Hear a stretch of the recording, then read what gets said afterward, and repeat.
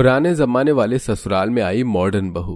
सोच रही हूँ अब अपने छोटे बेटे की शादी भी कर दो। जी माँ जी, सही सोच रही हैं। अरे भैया की शादी की बात चल रही है और मुझे इन्वॉल्व भी नहीं किया आप लोगों ने। देख रही हो आरती कैसे माँ जी के सामने उनकी बेटी टाइट जीन्स और टी शर्ट में घूम रही है। अगर हमारा घूंघट 1 इंच इधर से उधर हो जाता तो हमारे पुराने ख्यालात वाली सास हल्ला काट देती है। तभी वहां आता मनोज अपनी माँ की बात सुनकर। ये क्या माँ, मेरी शादी की बात चल रही है और मुझे ही इन्वॉल्व नहीं किया गया इस कॉन्वर्सेशन में। वैसे माँ, मैं आपको बता दूं कि मैं आपकी पसंद की लड़की से शादी नहीं करूंगा। ऐसे कैसे नहीं करेगा? तेरे तीनों बड़े भाई ने भी मेरे पसंद से शादी की है, तू भी करेगा। तीनों भैया की बात कुछ और थी। मैं किसी और से प्यार करता हूँ। वो लड़की दिल्ली की है, एजुकेटेड है, और अगर आपने मेरी शादी उस लड़की से नहीं कराई तो मैं घर छोड़ के दिल्ली चला जाऊंगा। रुको, घर छोड़कर जाने की बात मत करो, वरना हमारे खानदान की बेइज्जती हो जाएगी। तुम्हें उस लड़की से शादी करनी है ना? ठीक है, उसी से करो। और रही तौर तरीकों की बात, तो वो तो उसे घर की तीनों बहुएं भी सिखा देंगी। अब उर्मिला अपने बेटे की शादी पढ़ी लिखी और मॉडर्न लड़की से करवा देती है। अगले दिन सुबह 4 बजे तीनों ही बहू दिशा का दरवाजा खटखटाती हैं। ओह गॉड, इस वक्त कौन पागलों की तरह दरवाजा खटखटा रहा है? आंखें नहीं खुल रही हैं, दरवाजा क्या खोलूं? अब दिशा शॉर्ट नाइटी पहने दरवाजा खोलती है, जिसे देख तीनों बहू अपनी आंखों पर हाथ रखकर कहती हैं, अरे भैया, ये क्या पहन रखा है देवरानी जी? आपके पास पूरे कपड़े नहीं थे क्या? पहले तो अपनी आंखों से ये हाथ हटाइए। और ये नाइटी है जिसे रात को पहनकर सोते हैं। क्या ये नाइटी क्या होता है? हम तो ऐसे ही भारी भरकम साड़ी और गहनों में लदकर सोती हैं। अरे तुम ये सोने और उठने की बात बाद में करना, अभी टाइम निकलता जा रहा है। देवरानी जी नहा धोकर रसोई में आ जाइए, 6 बजे तक सब नाश्ता कर लेते हैं। 6 बजे? हो उफ, अभी तो मेरी नींद भी पूरी नहीं हुई है। अच्छा, मैं आती हूँ। अब दिशा नहाकर डिजाइनर साड़ी पहनकर हॉल में आती है। जेठानी जी कहाँ हैं आप? मैं नहाकर रेडी हो गई हूँ। दिशा जेठानी को बुला रही होती है कि इतने में उसकी सास उर्मिला वहां पहुंचती है और दिशा को ऐसे स्टाइलिश साड़ी में देखकर कहती है, ये सब क्या है बहू? शादी का पहला दिन है ससुराल में तेरा और तू बिना साज श्रृंगार के घूम रही है। तेरे शरीर के गहने, मांग में लंबा चौड़ा सिंदूर, जड़ी कोटे की साड़ी, ये सब कहाँ है? मम्मी जी, ये सब तो पुराने जमाने के लोग करते थे, अब तो मॉडर्न हो गए हैं हमारी सोसाइटी वाले, और हम भी। ये सब अब कौन करता है? तभी वहाँ पर कोमल आती है। भाभी, सोसाइटी कितनी भी मॉडर्न हो जाए, पर हमारे घर की बहुएं 24 घंटे हैवी साड़ी और भारी भरकम गहनों में रहती है। भाभी, आप लोगों ने इन्हें कुछ बताया नहीं अभी तक? हम बताने ही तो आए थे। चलो चलो दिशा, अब तुम्हारा साज श्रृंगार कर देते हैं। अब दिशा अपनी जेठानी की तरह हैवी साड़ी, लंबा लाल सिंदूर, घूंघट पहने, गहने पहनकर आती है। अब लग रही हो ना तुम रजवाड़ी परिवार की बहू। अब इसी तरह तुम हमेशा भारी साड़ी और गहने में लदी रहना, क्योंकि यहाँ तुम्हारा मॉडर्न रहन सहन नहीं चलने वाला। जी मम्मी जी। अब तीनों ही जेठानी अपनी मॉडर्न देवरानी को रसोई घर में लेकर आती हैं, जहाँ मिट्टी की रसोई, मिट्टी का चूल्हा, लकड़ी, सिलबट्टा, ओखली, लकड़ी का पटरा, मिट्टी के बर्तन होते हैं। ओह माय गॉड, इतने बड़े आलीशान कोठे की रसोई मिट्टी की है। ऐसा क्यों जेठानी जी?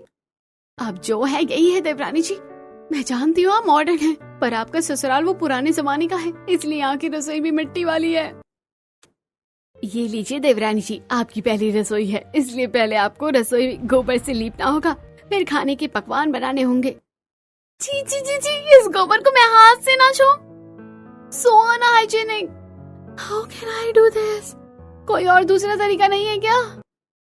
दूसरा कोई तरीका नहीं है देवरानी जी, और 5:30 हो गए हैं, 6 बजे तक नाश्ता तैयार करना है, जल्दी कीजिए।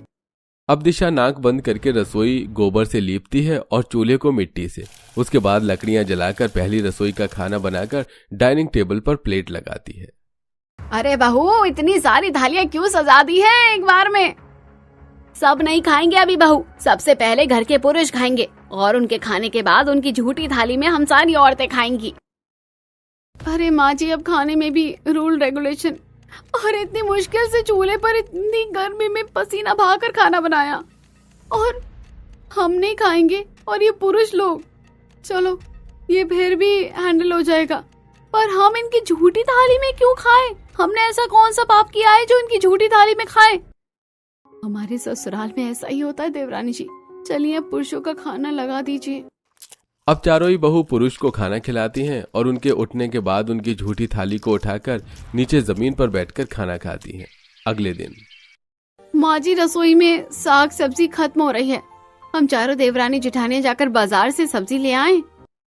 कोई जरूरत नहीं है, हमारे घर की बहू घर की दहलीज से बाहर पैर नहीं रखती। जो भी साग सब्जी आती है वो घर के पुरुष ही लेकर आते हैं, इसलिए तुम जाओ आंगन से धनिया टमाटर तोड़कर चटनी बना लो सिलबट्टे पर पीसकर, और दाल रोटी भी। जेठानी जी मुझे तो नहीं पता था कि मेरा ससुराल इतने पुराने जमाने का है कि मैं अपनी मनपसंद की सब्जियां भी लाकर नहीं खा सकती। मायके में तो ऑनलाइन खाना मंगाकर खा लेती थी मैं। मेरे तो पापा का रेस्टोरेंट था, जब मर्जी हो जब मन करता था वो खाती थी। और जब से ये पुराने जमाने की ससुराल में आई हूँ, अपनी पसंद की एक कप चाय भी बनाकर नहीं पी पाती मैं। सही कहा, माँ जी की इस पुरानी सोच ने तो हम सबको कठपुतली बनाकर रखा हुआ है। कठपुतली। तभी एक दिन दिशा अपनी नंद को कॉलेज से आता देखकर रात में अपनी जेठानी से कहती है, जेठानी जी ननद जी की तरह मुझे भी पढ़ने का बहुत शौक है, मैं भी अपनी आगे की पढ़ाई पूरा करना चाहती हूँ। क्या क्या कहा? पढ़ाई? शादी हो गई है तुम्हारी दिशा? और हमारे इस पुराने ससुराल में शादी के बाद औरतें सिर्फ चूल्हा चौका बर्तन संभालती है, कॉपी किताब कलम नहीं। ऐसा नहीं है, मुझे लगता है माँ जी मेरी बात को समझेगी। एक बार बोलकर देखती हूँ। माँ जी मुझे आगे और पढ़ना है जैसे ननद जी पढ़ती है। तेरा दिमाग खराब हो गया है, तू बहू है और वो मेरी बेटी। बहू घर की दहलीज के भीतर ही अच्छी लगती है और बाहर नहीं, इसलिए अपने इस मॉडर्न ख्याल को यहीं आग लगाकर भस्म कर दे।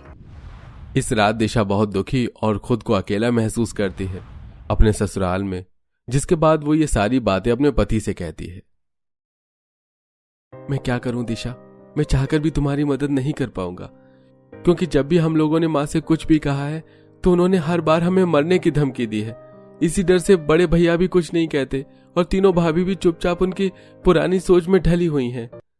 अब दिशा ये जानती थी कि उसके साथ उसकी तीनों जेठानियां भी आगे बढ़ना चाहती हैं, पर पुराने ससुराल और ख्यालात होने की वजह से वो लोग भी आगे नहीं बढ़ पाई। तभी एक दिन दिशा ऑनलाइन चुपचाप अपने ससुराल में किताब मंगाती है। देवरानी जी हम पढ़ तो रही हैं, पर माँ जी ने देख लिया तो बहुत गुस्सा करेंगी।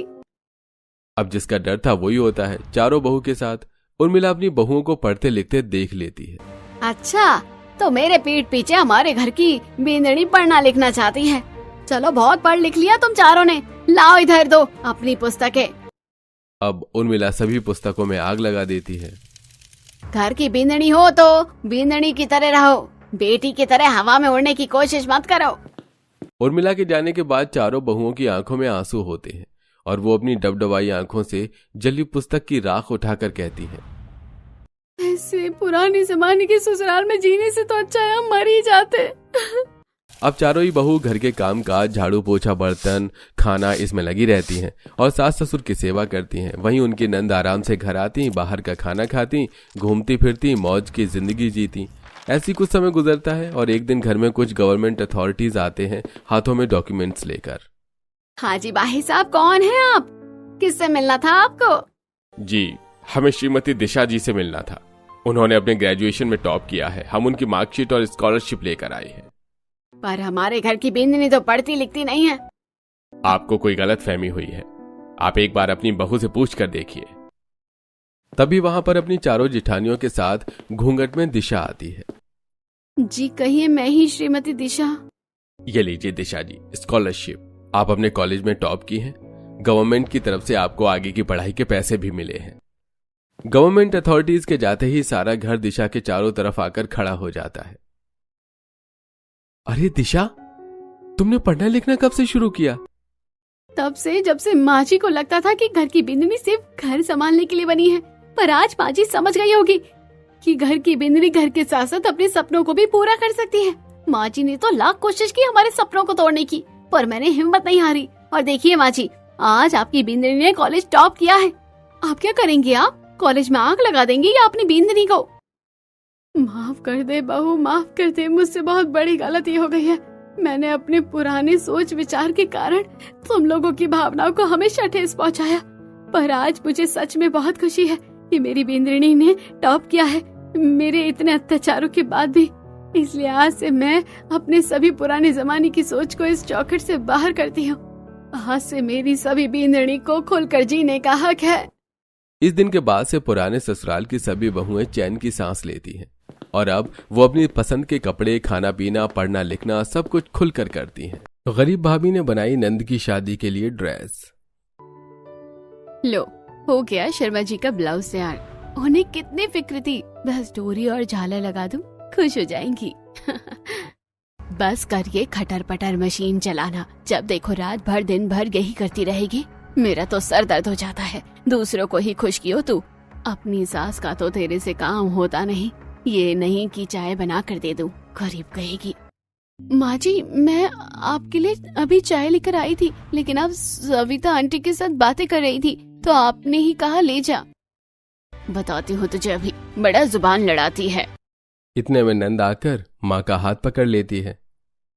बस करो माँ, जब देखो भाभी को ताने सुनाती रहती हो। बेचारी मेरी भाभी अब से कुछ कहती नहीं है, सारा काम करती है, फिर भी आप उनकी सिलाई के पीछे पड़ी रहती हो। वही तो कितना समझाते हैं, समझती नहीं है। बसंती भूलो मत, अगर तुम्हारी बहू सिलाई का काम नहीं कर रही होती तो आज ये घर नहीं चल पाता।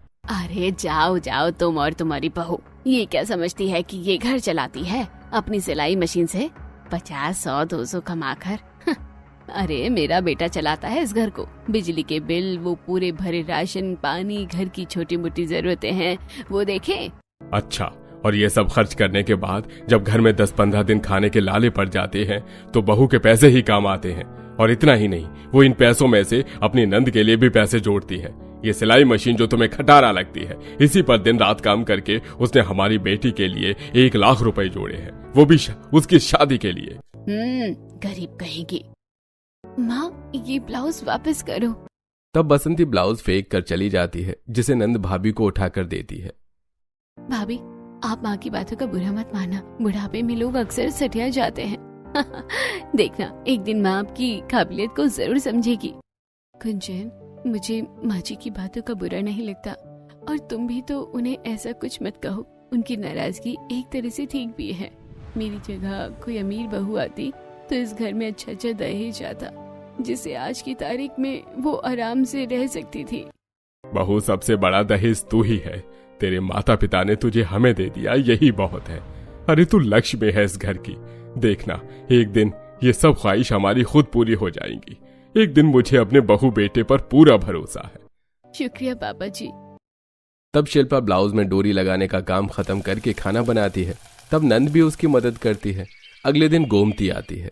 अरे शिल्पा बहू, तुमने मेरा ब्लाउज तैयार कर दिया? हाँ आंटी जी, हो गया था, लेकिन मैं आ नहीं पाई आपको देने। अरे कोई बात नहीं, वैसे तुमने बहुत सुंदर ब्लाउज सिला है। ऐसा डिजाइन तो मैंने आज से पहले कभी नहीं देखा। जब मैं से पहनूंगी तो औरतें देखकर जल भुन जाएंगी। वो तो चलेंगी ही गोमती आंटी, आखिर ये ब्लाउज मेरी भाभी ने जो बनाया है। सब लोग उनकी सिलाई की बहुत तारीफ करते हैं। तभी तो मैं सिर्फ तेरी भाभी के पास आती हूँ, क्योंकि आसपास के लोग तो कपड़ा खराब कर देते हैं और फिर पैसों में भी आनाकानी। पर शिल्पा बहू बिल्कुल जायज पैसे लेती है। ये कहकर गोमती चली जाती है। तब सविता आती है। अरे शिल्पा बहू, मेरी पोती का गाउन खराब हो गया है, उसे अभी अपने दोस्त की पार्टी में जाना है। बताओ, फटा भी तो है, ऐसा फटा कि पहन नहीं सकती, और कोई और ठीक भी नहीं करा, और 1000 रुपए मांग रहे हैं। तो कुछ कर सकती है क्या? आप चिंता मत कीजिए, इस जगह पर मैं हाथ से कढ़ाई कर देती हूँ। ये फटी हुई जगह ढक जाएगी। इसके बाद किसी को पता नहीं चलेगा कि इस ड्रेस को हुआ भी है कुछ या नहीं। वाह भाभी, आपके पास तो 1000 चीज का इलाज है। तब सविता वहीं इंतजार करती है और शिल्पा उसके सामने हाथों से कढ़ाई करने लगती है। तभी सास, इसी सिलाई कढ़ाई में घुसी रहेगी या रोटी पानी भी करेगी? माँ जी, ये सविता आंटी का जरूरी काम है। मैं तेरे काम का कुछ नहीं जानती, खाना बना। माँ, ये काम मुझे नहीं आता, वरना भाभी की जगह मैं कर लेती। करने दो भाभी को, खाना मैं बना देती हूँ। बताऊँ तुझे अभी? कोई बात नहीं बहू, तू 1 घंटे में कर देना। मैं अपनी पोती को बोल दूंगी थोड़ा सा ले जाए। तब सविता चली जाती है और शिल्पा आधे घंटे में ही खाना बनाकर सविता की पोती का गाउन भी कढ़ाई करके सुंदर सा बना देती है। फिर सविता उस ड्रेस को देखकर बहुत खुश हो जाती है और उसे पैसे देकर चली जाती है। ऐसी शिल्पा के पास अक्सर लोग अपने कपड़े सिलवाने आया करते थे और आए पैसों को वो एक संदूक में जमा कर देती है। और फिर गुंजन का रिश्ता एक अमीर घर में तय हो जाता है, तो घर में शादी की तैयारी शुरू हो जाती है।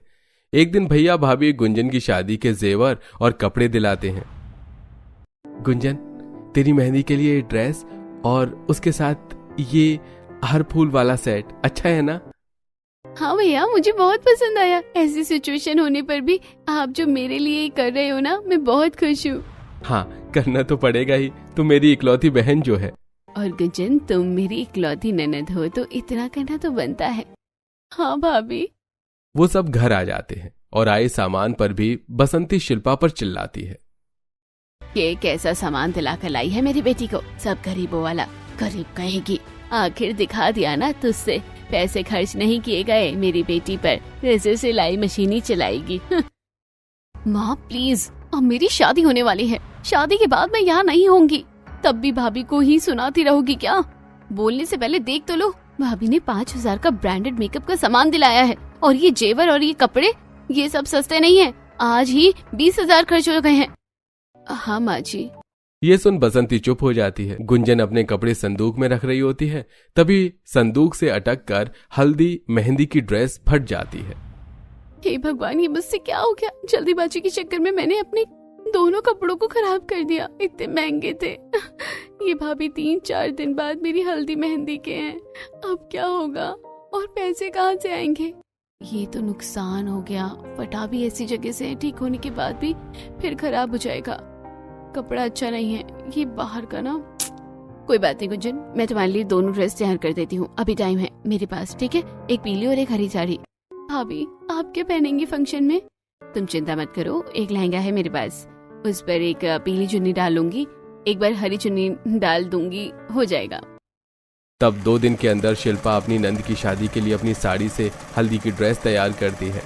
फिर उसके अगले दिन मेहंदी वाली ड्रेस तैयार करती है, साथ में पैसों के लिए बाहर के कपड़ों की भी सिलाई करती है और शादी की तैयारी भी करवाती है। 2 दिन बाद गुंजन की अच्छे से हल्दी की रस्म हो जाती है और फिर मेहंदी की रस्म में नाच गाना भी हो जाता है। तब गुंजन की सास का फोन आता है। बसंती बहन, वो अपने बहू का अभी तक लहंगा नहीं भिजवाया, मुझे उसका पूजा करके चूड़ा रख कर देना है, तभी तो गुंजन लहंगा पहनकर यहाँ आएगी। बहन जी, लहंगा तो लड़के वालों की तरफ से आता है, आपको ही भिजवाना है। अरे नहीं, हमारे में ऐसा नहीं होता, आप मुझे परसों तक लहंगा भिजवा दीजिए, क्योंकि परसों रात की शादी है, मैं दिन में पूजा करवा दूंगी। हो गई मुसीबत, अब कहाँ से आएगा 2 दिन में इतना महंगा लहंगा? परसों शादी है, बहुत भाभी बना करती थी ना इसकी, तू अब लेकर आ इसके लिए लहंगा। माँ, ये कैसी बातें कर रही हो? लहंगे के लिए वो आज क्यों बोल रहे हैं? पहले ही बताना चाहिए था ना। और हमारे पास पैसे सिर्फ हलवाई वाले को देने के लिए हैं। रहने दीजिए, बात करके कोई फायदा नहीं है। मैं किसी भी तरह गुंजन की शादी होने से पहले उसका लहंगा तैयार करके उसके ससुराल भिजवा दूंगी। अगर मैंने अपनी ननद के लिए ये नहीं किया तो मैं किस बात की सिलाई वाली। शिल्पा फौरन बाजार जाकर नग, मोती, दुल्हन का लहंगे वाला कपड़ा इत्यादि खरीद कर कपड़ों की कटिंग करके सिलाई मशीन पर बैठ जाती है। रात के 1 बजे तक सिलाई मशीन चलाने पर नंद अपनी भाभी को हाथ से खाना खिलाती है। गुंजन, तुम मेरी फिक्र मत करो, सो जाओ, दुल्हन के चेहरे पे डार्क सर्कल अच्छे नहीं लगते हैं। भाभी, आप मेरे लिए इतना कुछ कर रही हो, मुझे इसका थोड़ा सा तो करने दीजिए। तब नंद शिल्पा को खाना खिला देती है। शिल्पा काम करते हुए मशीन पर सो जाती है। अगले दिन फिर शादी की तैयारी में लग जाती है और गुंजन का शादी का जोड़ा तैयार कर देती है। दुपट्टा बनाते बनाते उसकी मशीन खराब हो जाती है, हाथ में से खून निकलता है, फिर भी हाथ से दुपट्टा तैयार कर ससुराल भिजवा देती है, जहां वो चूड़े और लहंगे की पूजा करके दोपहर को लहंगा भिजवा देती है। और फिर गुंजन अपने भाभी के बनाए लहंगे को पहनकर तैयार हो जाती है। अरे वाह मेरी गुंजन, तो तू बहुत सुंदर लग रही है। हाँ माँ, भाभी की वजह से भाभी ने मेरी शादी के लिए बहुत मेहनत की है। बस गुंजन, कितनी तारीफ करोगी, चलो मंडप में।